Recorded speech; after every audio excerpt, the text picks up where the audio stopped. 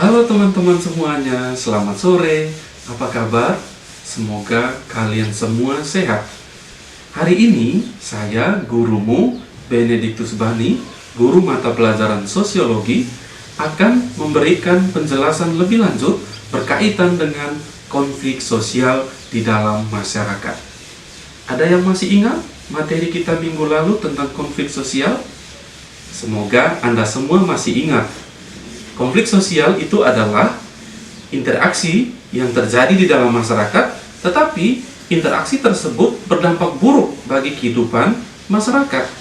Bisa merusak segala fasilitas, bisa juga menimbulkan kematian, bisa juga menimbulkan kerugian bagi pemerintah.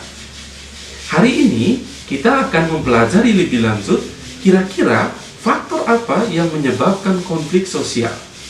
Ada yang tahu faktor-faktor yang menyebabkan konflik sosial?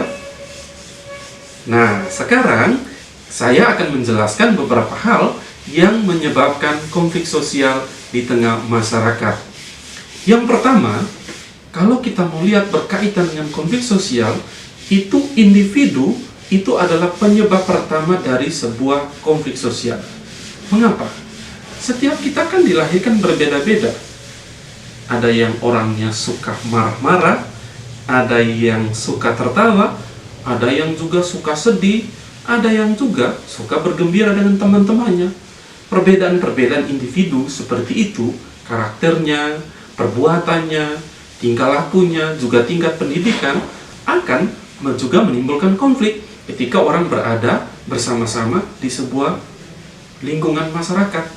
Jadi, kita perlu tahu bahwa sebab pertama dari sebuah konflik biasanya adanya perbedaan karakter antara individu. Itu sebab yang pertama. Sebab yang kedua adalah soal kepentingan. Anda tahu apa itu kepentingan?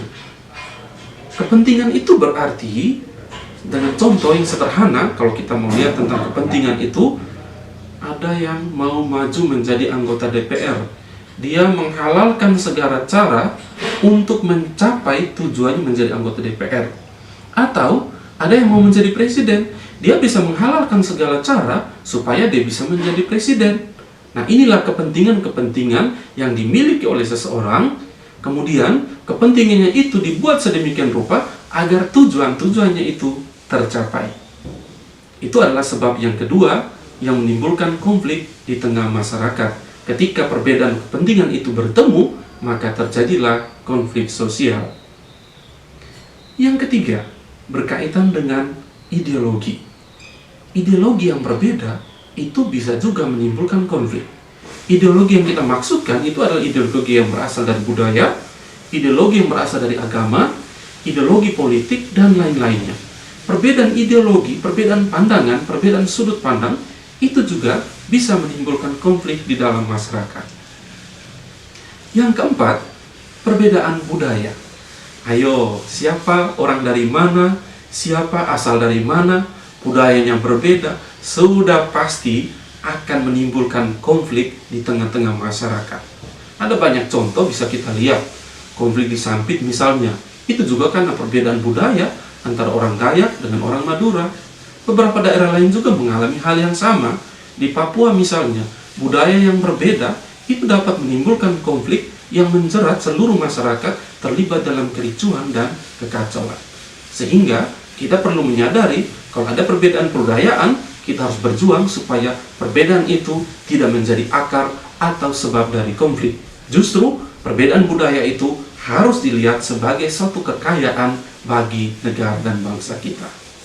Dan yang terakhir adalah perubahan-perubahan nilai. Kita tahu bahwa negara kita Indonesia ini negara yang sangat terbuka terhadap nilai-nilai yang masuk dari luar negeri.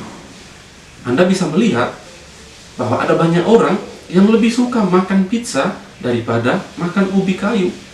Ada orang yang lebih suka memakai produk-produk luar negeri daripada produk-produk dalam negeri. Nah, perubahan-perubahan itu disebut dengan perubahan-perubahan nilai. Ada orang yang lebih suka untuk menikmati produk-produk dalam negeri, ada juga yang lebih suka untuk menggunakan atau memakai produk-produk luar negeri. Nah, nilai-nilai itu berubah karena apa? Adanya globalisasi. Globalisasi itu apa? Ada yang tahu globalisasi?